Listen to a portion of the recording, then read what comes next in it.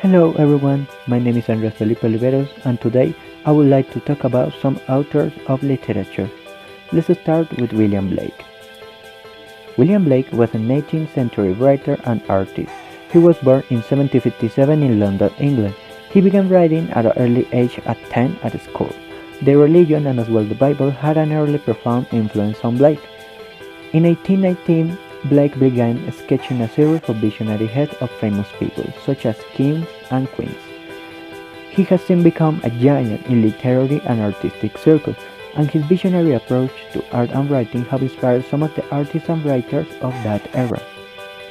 The literary movement that William Blake belongs is the Romanticism or the Romantic Age. This movement emphasizes on intense emotions such as apprehension, horror, and terror, and as well an authentic sort of aesthetic experiences.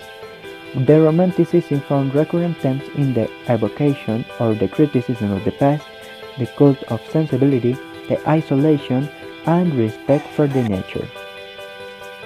The writing style of William Blake is focused on the personification and as well on the use of metaphors.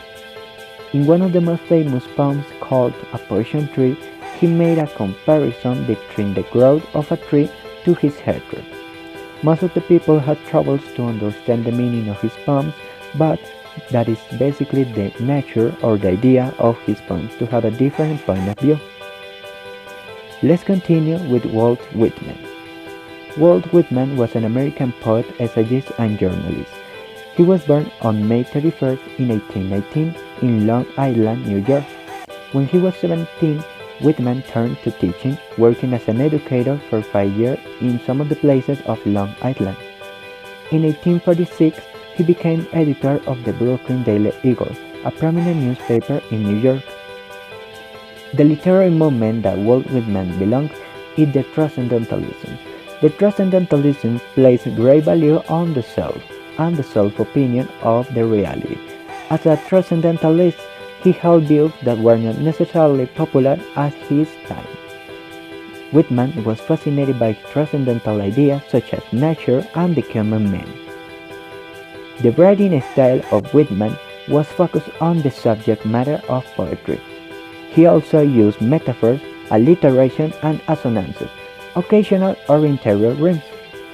Whitman's experiments in free verse complement his experiments in subject matter, giving a focus or giving a meaning that were focused on the reality. Let's continue with Edgar Allan Poe. Edgar Allan Poe was an American writer, poet, critic, and editor. He was born on January 19 in 1809 in Boston, Massachusetts. He developed a reputation as a cutthroat critic and as well as writer of horror stories. His imaginative storytelling and tales of mystery and horror gave birth to the modern detective stories. The literary movement that he belonged is the Romanticism. Poe's brand of Romanticism was different. This is due to the writing style that is horror. But later, he's called the Gothic genre.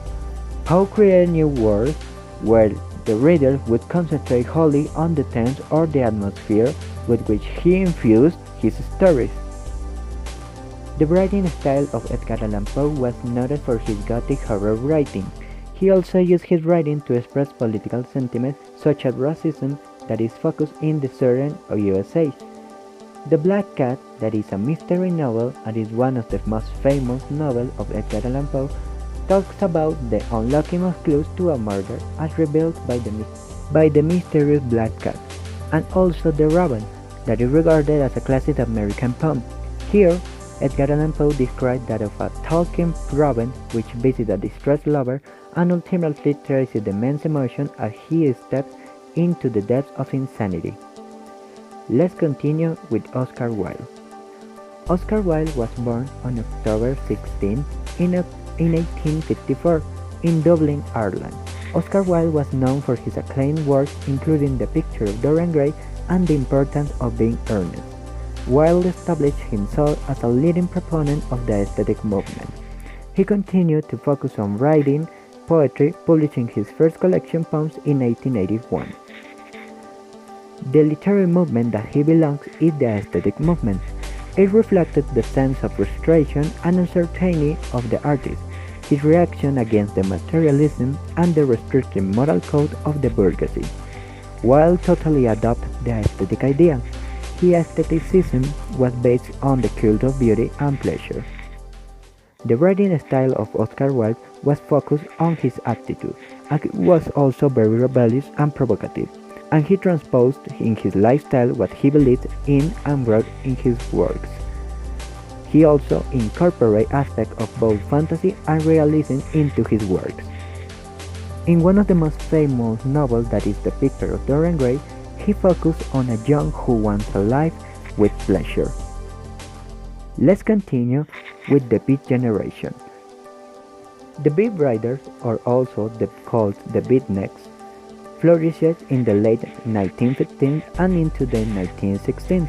The three major Beat Riders were Allen Ginsberg, William Burroughs, and Jack Kerouac. The members of the Beat generation developed a reputation as new bohemian hedonists who celebrate nonconformity and spontaneous creativity. Here you can see the three members, Allen Ginsberg, William S. Burroughs, and Jack Kerouac. The literary movement that they belong is called the Beatnik, but then is passed to called the hippie. Beyond style, there were changes in substance. The Beat tends to be essentially apolitical, but the hippies became actively engaged with the civil rights movement and the anti-war movement. The writing style of the Beat generation depends on each member. This is due to the Beat generation was a mix of all the movement before. The Beat poet Haight Eliot, one of the members of the Beat generation, because he focused his writing style on the aestheticism. Eliot represented the establishment, tradition, and had a reason to form. His writing was very much divorced from the intimate and emotion. By the 1915s, the pendulum had swung back towards the intellectual and the Beat moved back toward the personal. Let's continue with Ray Bradbury. Ray Bradbury was an American fantasy and horror author. He was born on August 22 in 1920 in Waukegan. He began being categorized as a science fiction author, claiming that his work was based on the fantastical and unreal. Bradbury wrote well into his 80s, dictating for 3 hours at a time to one of his daughters, who would transcribe his words to the pages. The literary movement that he belonged is the postmodernism, and in the famous book that is called Fahrenheit 451, he includes a few of the key characteristics of postmodernism, such as opposition to authority. The postmodernism is characterized by the use of metafiction, unreliable narration, self-reflexivity, and intertextuality. Fahrenheit 451 is a book based in a dystopian society where books have been outlawed. The writing style of Bradbury is focused on similes, metaphor, and personification. Bradbury used one long breathless sentence to capture the violent pleasure of setting the world on fire. But this fire is symbolic, not for destruction, but for life. And that's it. Thank you so much.